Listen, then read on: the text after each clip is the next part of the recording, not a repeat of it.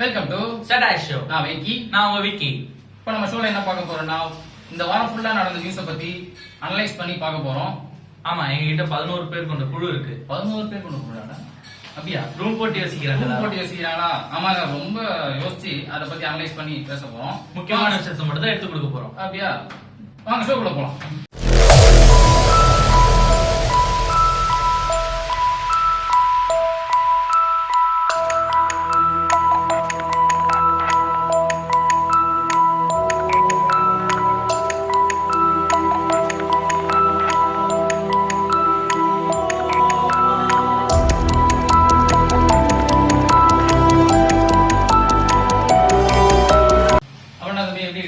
நான் ரொம்ப நல்லா இருக்கேன். நீங்க எப்படி இருக்கீங்க? நானும் நல்லா இருக்கேன்டா. அப்புறம் பொங்கல் எப்படி போச்சு? நம்மளுக்கு எப்பவும் போல போர் தானே. போர் தானா? ஏன்டா ரொம்ப சூப்பரான போலையா? இல்ல, எனக்கு ரொம்ப சூப்பரா போச்சுடா தம்பி. ஊருக்கு போனேன், அங்க நல்லா நிறைய விளையாடலாம் விளையாண்டாங்க, எல்லாம் ரசிச்சேன். பட் நான்லாம் விளையாடலப்பா. எனக்கு பொங்கல்ன்ற செக்மெண்ட்டை கொஞ்சம் டீடைலா கொஞ்சம் சொல்லுங்க. அப்படியா? போகில இருந்து ஆரம்பிங்க பாப்போம். போகி பார்த்தனா பழசெல்லாம் எரிச்சு புதுசா பொருள் வாங்கணும்டா. போகி அப்போனா நீ எப்படி பழசெல்லாம் எரிச்சியா? இல்லண்ணா, அந்த அளவுக்கு நம்ம கிட்ட பழைய பொருள் எதுவும் இல்ல. அதுவும் இல்லாம முன்ன மாதிரி இல்லடா தம்பி. இப்போ பிளாஸ்டிக்லாம் அதிகமாயிடுச்சு. முன்னெல்லாம் பார்த்தனா பழசுன்றது நம்ம ஆளுங்க என்ன சொல்லுவாங்கன்னா, ரொம்ப பழசு, அதெல்லாம் கழிச்சிட்டு புதுசா வரணும் வீட்டுக்கு அப்படின்றதுக்காக தான் இந்த போகி சொல்லுவாங்க. இப்ப பிளாஸ்டிக் எரிக்கிறானுங்க. அதனால நம்ம வந்து மாசு கட்டுப்பாடு என்ன சொல்லிச்சுன்னா, பிளாஸ்டிக் அதெல்லாம் எரிக்காதீங்க, அதனால மாசு ரொம்ப கெடுது. இப்ப பாருங்க, பொங்கலுக்கு முன்னாடி பிளாஸ்டிக் தடைன்னு சொல்லி உசாரா போட்டாங்க. ஆமா, பிளாஸ்டிக் தடை ரொம்ப நல்லது, எரிக்க கூடாது, அது ரொம்ப நல்லதுதான். அதனால இந்த வாட்டி மாசுக்கு ரொம்ப கட்டுப்பட்டு இருக்குல்ல. அந்த அளவுக்கு புகை இல்ல, ரொம்ப நல்லதான் நடந்திருக்கு போகி. அடுத்தது பார்த்தோம்னா பொங்கல் பார்த்தோம்னா இந்த வாட்டி நல்லா நிறைய பேர் சிறப்பா கொண்டாடி இருக்காங்க. அப்புறம் ஜல்லிக்கட்டுலாம் சூப்பரா போச்சுடா. ஆமா, நான் ஜல்லிக்கட்டுல 12 பேர் இன்ஜுரின்ட்டு நியூஸ்ல பார்த்தேன். என்ன 12 பேர்லப்பா, 96 பேர் மொத்தம். 96 பேரா? ஆமா, அதெல்லாம் வீர தழும்பு தானே. தமிழும் வீர தழும்போட தான் இருக்காங்கல்ல. ஆமா, அது நம்ம தமிழ்நாட்டோட சிறப்புப்பா ஜல்லிக்கட்டு. அதுல பார்த்தோம்னா இந்த கார்லாம் வின் பண்ணிருக்காருப்பா ஜெயிச்சு. சமண பாத்துக்கோ, இந்த மாதிரி நீயும் ஜல்லிக்கட்டு போறது நம்ம உடம்பு தாங்காத. அடுத்த வாட்டி ட்ரெயினிங் போனேன். அப்புறம் பார்த்தோன்னா காணும் பொங்கலுக்கு செம்மையா நடந்திருக்கு சென்னையில இருக்கிற தெரியல என்ன தெரியல.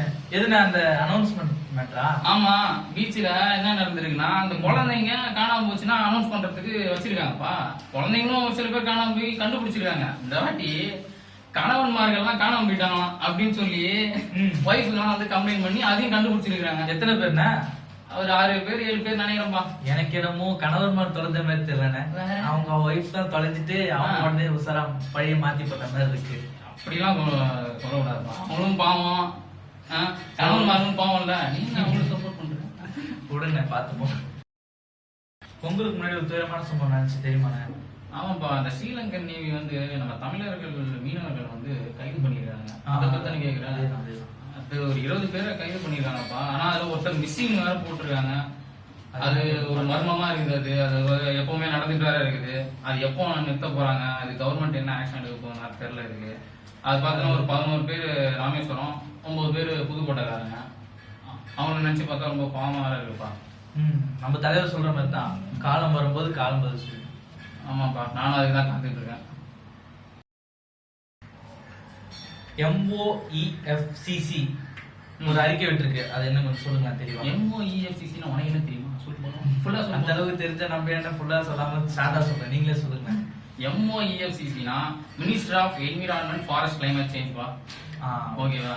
அவங்க என்ன அறிக்கை விட்டுருக்காங்கன்னா, நம்ம நாட்டுல ஆக்சிடென்டால நடந்த 3 வருஷத்துல யானை வந்து ஒரு 49, புலி வந்து ஒரு 11, அப்புறம் சிங்கம் ஒரு 5 வந்து ஆக்சிடென்ட்ல இறந்துருக்கான். அந்த அளவுக்கு.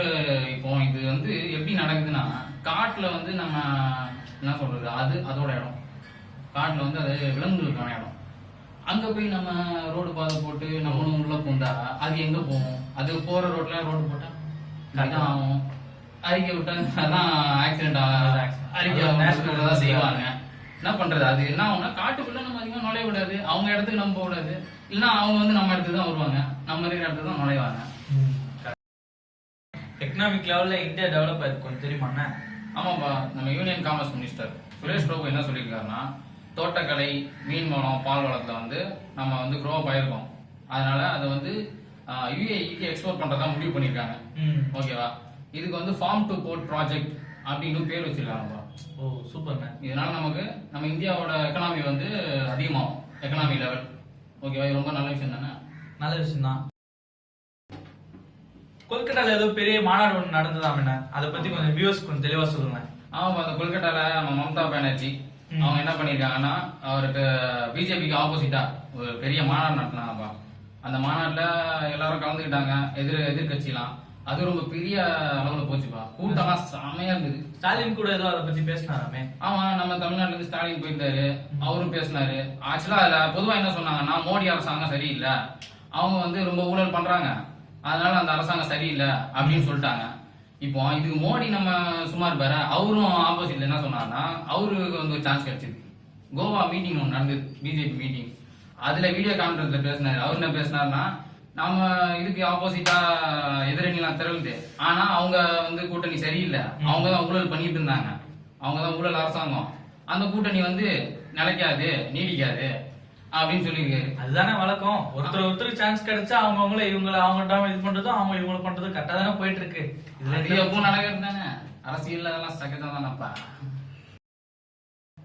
சரிண்ணா, ரொம்ப நேரமா சென்ட்ரல் கவர்மெண்ட் பத்தி பேசிட்டு இருக்கோம்.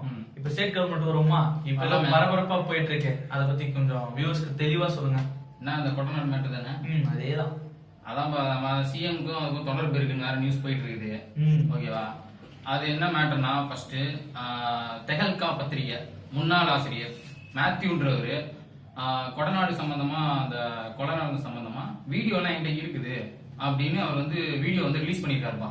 ஓகேவா, அதுக்கப்புறம் என்ன ஆயிருக்குன்னா, இங்க வந்து கொள்ளையும் நடந்திருக்குது அந்த கொடநாடுல. ஓகேவா, அந்த கொள்ளை சம்பந்தமா ஒரு 6 பேரை சஸ்பெக்ட் பண்ணாங்க, ஒரு 2 பேரை வந்து கைது பண்ணாங்க. சயோன் அண்ட் மனோஜ்னு 2 பேரை கைது பண்ணாங்க. இவங்க 2 பேரும் கைது பண்றாங்கப்பா. கைது ஆனோடனே அவங்க என்ன வாக்குமூலம் கொடுக்குறாங்கன்னா, கனகராஜன்றவர்கிட்ட கேட்டோம். அவர் என்ன சொன்னார்னா, நாங்க இபிஎஸ் ஐயா சொல்லிதான் இந்த மாதிரிலாம் நாங்க பண்றோம் அப்படின்னு சொல்லியிருக்காங்க. யாருன்னா கனகராஜ்? கனகராஜன்றவர் கொடநாட்டுல டிரைவரா வேலை பாக்குறாருப்பா. சரியா, இவங்க வாக்குமூலம் கொடுத்த உடனே இவங்க கனகராஜ் யாருன்னு தேடுறாங்க. ஓகேவா, அந்த டிரைவருக்கு மறுநாளே சேலம் பக்கத்துல ஆக்சிடென்ட் ஆயிடுது. அதுக்கப்புறம் சயானு மனோஜும் வெளில வராங்க. வெளில வந்தோடனே இவங்க சயானுக்கு வந்து ஒரு ஆக்சிடென்ட் ஆகுதுப்பா. அவங்க அந்த டைம்ல என்ன ஆகுதுன்னா, அவங்க ஒய்ஃபு பொண்ணு இறந்துடுறாங்க, சயான் தப்பிச்சிடுறாரு. அதுக்கப்புறம் இவங்க என்ன, போலீஸ் என்ன பண்றாங்கன்னா, சரி சிசிடிவி மூலியமா ஏதாவது நியூஸ் நமக்கு கிடைக்கும் அப்படின்னு சொல்லிட்டு அதை வந்து அதுல எடுத்து பார்க்கலாம் அப்படின்னு சொல்லி போறாங்க. பட் என்னன்னா, அந்த டைம்ல சிசிடிவி ஆப்ரேட் பண்ற அந்த ஆளு சூசைட் பண்ணி இறந்துடுறாரு. சரியா, அதுக்கப்புறம் இவங்களுக்கு ஒரே அது ஒரு டவுட்டாவே இருக்குது. கொடநாடு சம்பந்தமா, அந்த கொள்ளை சம்பந்தமா பார்க்க போகும்போதுலாம் அது ஒவ்வொருத்தங்க இறந்துட்டே வராங்களே அப்படின்றது ஒரு மர்மமாவே இருக்கு. இது வரைக்கும் அது தெளிவே இல்லாம ஒரு மர்மமாவே போகுது. மர்மமான கொள்ளைக்கு அவங்க இருக்கிற எஸ்டேட் ஓனரு எதுவும் கம்ப்ளைண்ட் எதுவும் பண்ணல அப்படின்னு ஒரு சில செய்திலாம் வந்திருக்கு. எந்த அளவுக்கு உண்மைன்றது தெரியல, அது ஒரு கேள்விக்குறியாவே இருக்கு. தெலுங்கா பத்திரிகை முன்னாள் ஆசிரியர் சொன்னாங்க மேத்யூன்னு, அவர் எதுக்கு இப்போ அந்த வீடியோ இருக்குன்னு சொல்லியிருக்காரு. இதுக்கும் கொடநாடு ஸ்டேட் நடக்கிற கொள்ளைக்கும் இபிஎஸ்க்கும் சம்மந்தம் இருக்குன்னு இப்பயா சொல்லியிருக்காருன்றது ஒரு கேள்விக்குறியாவே இருக்குப்பா. இது வந்து கன்னித்தீவு மாதிரி முடிவே இல்லாம ஒரு எண்டே இல்லாம போயிட்டே இருக்குப்பா, ஜவுக்கு மாதிரி இருக்குது. மதுரை ஏதோ இப்போ ஸ்மார்ட் சிட்டியா மாத்த போறாங்க, அது நியூஸ் ஏதோ வியூஸ் கொஞ்சம் சொல்லுங்க. ஆமாப்பா, அந்த மத்திய அரசு ஸ்மார்ட் சிட்டி ஆகிற திட்டத்துக்கு மதுரையை தேர்ந்தெடுத்திருக்கிறாங்க நம்ம தமிழ்நாட்டுல. ஓகேவா, அதுக்கு 344 கோடி 76 லட்சம் இதுக்கு வந்து ஒதுக்கியிருக்காங்கப்பா. இப்போ துணை முதல்வர் ஓபிஎஸ் வந்து இதுக்கு அடிக்கல் நாட்டிட்டு வந்திருக்காரு மதுரையில. இது ரொம்ப நல்ல விஷயம் தானே, மதுரை ரொம்ப டெவலப் ஆகுதுல. அதான் இப்ப புதுசா ஏதோ மெட்ரோ ரயிலையும் எம்டிசி பஸ்ஸோட விலை கட்டணத்தையும் ரெண்டுத்தையும் ஒன்னாக்கிறதா பேசியிருக்காங்க. ஆமாப்பா, நானும் பார்த்தேன். அது என்னன்னா, எம்டிசி பஸ்ஸோட ரேட்டும் மெட்ரோ ரயிலோட டிக்கெட் ரேட்டு ரெண்டுத்தையும் ஒரே சேம் ரேட் ஆக்கிடலாம் அப்படின்ற மாதிரி முடிவெடுத்திருக்காங்க. அது எப்போ என்னன்னு தெரியல. என்னன்னா, மெட்ரோ ட்ரெயின்ல டிக்கெட் ரேட்டு அதிகம், அதை விட எம்டிசி பஸ்ல டிக்கெட் ரேட்டு கம்மி. சரியா, மெட்ரோ ட்ரெயின்ல அவ்வளவா யாரும் போறது எனக்கு தெரிஞ்சு போறது இல்லை. நீ பாத்திரியா, நிறைய பேர் போயிருக்காங்களா? இல்லையா, அந்த புஸ்ல ஒண்ணு போனேன். அப்படியா, நான் நடுவில் ஒரு வாட்டி போனப்பா, அந்த கூட்டம் நான் இல்ல. இப்போ என்னன்னா, இவங்க 2 டிக்கெட்டும் ஒரே மாதிரி ஆக போறான்னு சொல்லியிருக்காங்க. ஓகேவா, இப்போ எம்டிசி பஸ்ஸோட ரேட்டு அது சமமா மெட்ரோ ட்ரெயினோட டிக்கெட் ரேட்டும் போட்டாங்கன்னா ஓகே, கரெக்டா இருக்கும். இப்போ மெட்ரோ ட்ரெயினோட டிக்கெட் ரேட்டு அதிகம். ஓகேவா, அதே ரேட்டுக்கு எம்டிசி பஸ்ஸும் போட்டா மக்களுக்கு பாதிப்பு தானே.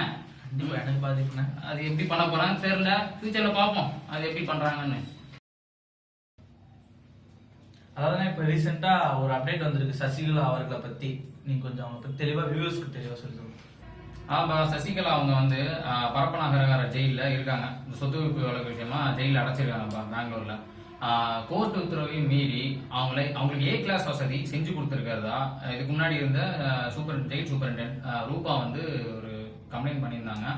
அது வந்து அதுக்கு சம்பந்தமா ஒரு வீடியோஸ்லாம் நமக்கு வந்தது. அவங்க பைய எடுத்துட்டு ஷாப்பிங் போற மாதிரி, ஓகேவா. அதுக்காக விசாரணை கமிஷன் அமைச்சாங்கப்பா, சரியா. இப்ப அந்த விசாரணை கமிஷன் அறிக்கை விட்டுருக்காங்க. என்ன சொல்லியிருக்காங்கன்னா, ஆமா இவங்க வந்து ஏ கிளாஸ் வசதி எல்லாம் செஞ்சு கொடுத்துருக்குது, கரெக்ட், ஆமா பண்ணிருக்காங்க அப்படின்ற மாதிரி விசாரணை கமிஷன்ல சொல்லியிருக்காங்கப்பா. சரிண்ணா இதெல்லாம் விட்டுருங்க.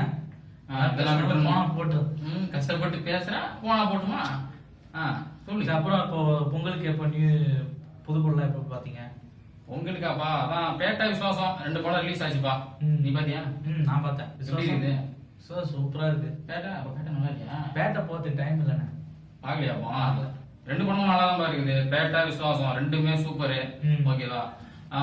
இது பார்த்தோன்னா ஸ்டார்டிங்லேயே இந்த அவங்க ரசிகர்கள்ல கொஞ்சம் கிளாஷ்லாம் வந்ததுப்பா, சண்டைலாம் போட்டுக்கிட்டாங்க. ஒரு சில இடத்துல நடந்து இருந்தாலும் படம் ரெண்டுமே வசூல் ரீதியாகவும் சரி விமர்சன ரீதியாகவும் கொஞ்சம் நல்லா தான் போயிட்டு இருக்கு. படம் ரொம்ப சூப்பரா தான் பாரு, நான் பார்த்துட்டேன். நீ பேட்டையும் பாரு, நல்லா தான் இருக்குது. ஓகே, போயிட்டு போய் பாரு, சரியா. டைம் பிடிச்ச உடனே போயிடுவோண்ணே போவாங்க. அப்புறம் பார்த்தோன்னா தளபதி 63பா, அதை பத்தி ஒரு அப்டேட் வந்திருக்கு. என்னன்னா படத்தோட ஷூட்டிங் ஸ்டார்ட் பண்ணிட்டாங்க, பூஜையும் போட்டாச்சு, ஓகேவா. தீபாவளிக்கு வந்துன்ற மாதிரி சொல்லியிருக்காங்கப்பா. படத்தோட டைரக்டர் அட்லி, ஏஆர் ரஹ்மான். இதுக்கு முன்னாடி பாத்தியா மெர்சல் எப்படி இருக்கு? சூப்பரா இருந்தா அந்த மாதிரி கூட்டணி தான் இப்பவும் வந்திருக்காங்க. படம் சூப்பரா இருக்கும் நினைக்கிறோம். ஆமாம், தீபாவளிக்கு பார்த்தா தெரிஞ்சிடும், சரியா. சரி, ஸ்போர்ட்ஸ் பத்தியா? ஸ்போர்ட்ஸ் உனக்கு ரொம்ப பிடிச்சது என்னப்பா ஸ்போர்ட்ஸ்ல? கிரிக்கெட்டா? அதை பத்தி சொல்லாமே. கிரிக்கெட்ல பார்த்தோன்னா இந்தியா ஆஸ்திரேலியா கேம் இப்ப நடந்ததுப்பா, ஓகேவா. ஓடி அதுல பார்த்தோன்னா 3 மேட்ச் நடந்தது. 3ல நம்ம ஆளுங்க 2 வின் பண்ணி கப் வின் பண்ணிட்டாங்க. சூப்பர்ண்ணா, செம்மையா ஆடி வின் பண்ணிருக்காங்க. அப்புறம் வேற ஏதாவது? அவ்வளவுதான், நம்ம ஷோட எண்ட் பண்ணிட்டோம்னா அப்புறம் சொல்லிடலாமே. ஓகேங்க, ரொம்ப நன்றி இந்த வீடியோ பார்த்ததுக்கு. இதுக்கு மேல நாங்க ஏதாவது இம்ப்ரூவ் பண்ணோம் அப்படின்னா நீங்க கமெண்ட்ல சொல்லுங்க. எங்களால் முடிஞ்ச அளவுக்கு நியூஸ் எல்லாம் உங்களுக்கு வந்து கொண்டு வந்து சேர்க்கிறோம். Okay, like, share, subscribe to Vilakkamaar channel. Instant நோட்டிபிகேஷனுக்கு